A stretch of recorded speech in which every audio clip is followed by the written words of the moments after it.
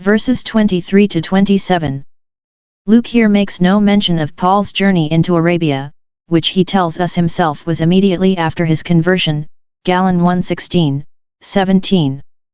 As soon as God had revealed his Son in him, that he might preach him, he went not up to Jerusalem, to receive instructions from the apostles, as any other convert would have done, that was designed for the ministry, but he went to Arabia, where there was new ground to break up, and where he would have opportunity of teaching, but not learning. Thence he returned to Damascus, and there, 3 years after his conversion, this happened, which is here recorded. He met with difficulties at Damascus, and had a narrow escape of being killed there. Observe, 1. What his danger was. v. 23. The Jews took counsel to kill him, being more enraged at him than at any other of the preachers of the gospel, not only because he was more lively and zealous in his preaching than any of them, and more successful, but because he had been such a remarkable deserter, and his being a Christian was a testimony against them. It is said, v. 24, the Jews watched the gates day and night to kill him. They incensed the governor against him, as a dangerous man, who therefore kept the city with a guard to apprehend him, at his going out or coming in. 2 Co 11:32. Now Christ showed Paul what great things he must suffer for his name, v. 16, when here was presently the government in arms against him, which was a great thing, and, as all his other sufferings afterwards, helped to make him considerable. Saul was no sooner a Christian than a preacher, no sooner a preacher than a sufferer, so quickly did he rise to the summit of his preferment. Note, where God gives great grace he commonly exercises it with great trials. 2. How he was delivered. The design against him was discovered, their lying in wait was known of Saul, by some intelligence, whether from heaven or from men we are not told. The disciples contrived to help him away, hid him, it is likely, by day, and in the night, the gates being watched, that he could not get away through them, they let him down by the wall, in a basket, as he himself relates it, 2 Co 11:33, so he escaped out of their hands. This story, as it shows us that when we enter into the way of God we must look for temptation, and prepare accordingly, so it shows us that the Lord knows how to deliver the godly out of temptation, and will with the temptation also make a way to escape, that we may not be by it deterred nor driven from the way of God. He met with difficulties at Jerusalem the first time he went thither, v. 26. He came to Jerusalem. This is thought to be that journey to Jerusalem of which he himself speaks, Gal. 1:18. After 3 years I went up to Jerusalem, saith he, to see Peter, and abode with him 15 days.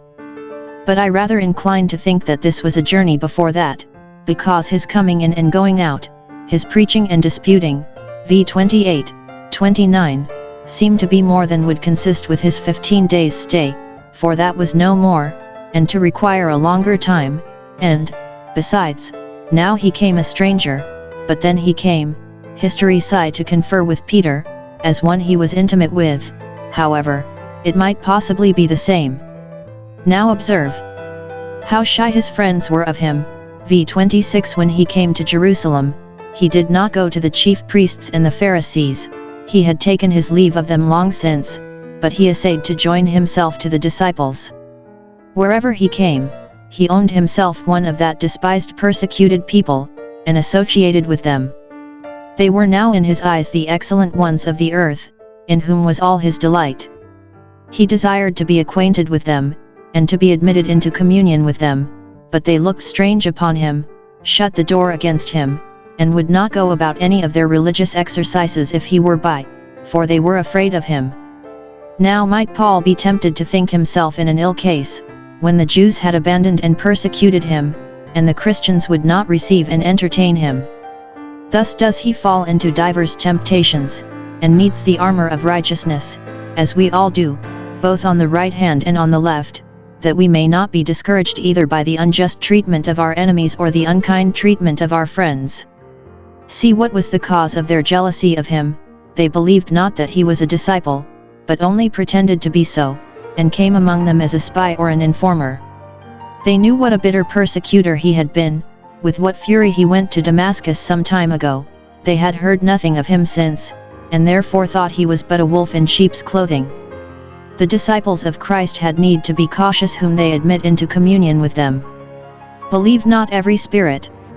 There is need of the wisdom of the serpent, to keep the mean between the extremes of suspicion on the one hand and credulity on the other, yet methinks it is safer to err on the charitable side, because it is an adjudged case that it is better the tares should be found among the wheat than that the wheat should any of it be rooted up and thrown out of the field.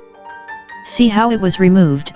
v. 27 Barnabas took him to the apostles themselves, who were not so scrupulous as the inferior disciples, to whom he first essayed to join himself, and he declared to them what Christ had done for him. He had shown himself to him in the way and spoken to him, and what he said. What he had since done for Christ, he had preached boldly at Damascus in the name of Jesus. How Barnabas came to know this, more than the rest of them, we are not told, whether he had himself been at Damascus, or had had letters thence, or discoursed with some of that city, by which he came to the knowledge of this, or whether he had formerly been acquainted with Paul in the Grecian synagogues, or at the feet of Gamaliel, and had such an account of his conversion from himself as he saw cause enough to give credit to, but so it was that, being satisfied himself, he gave satisfaction to the apostles concerning him, he having brought no testimonials from the disciples at Damascus, thinking he needed not, as some others, epistles of commendation. 2 Co 3:1. Note, the introducing of a young convert into the communion of the faithful is a very good work, and one which, as we have opportunity, we should be ready to do.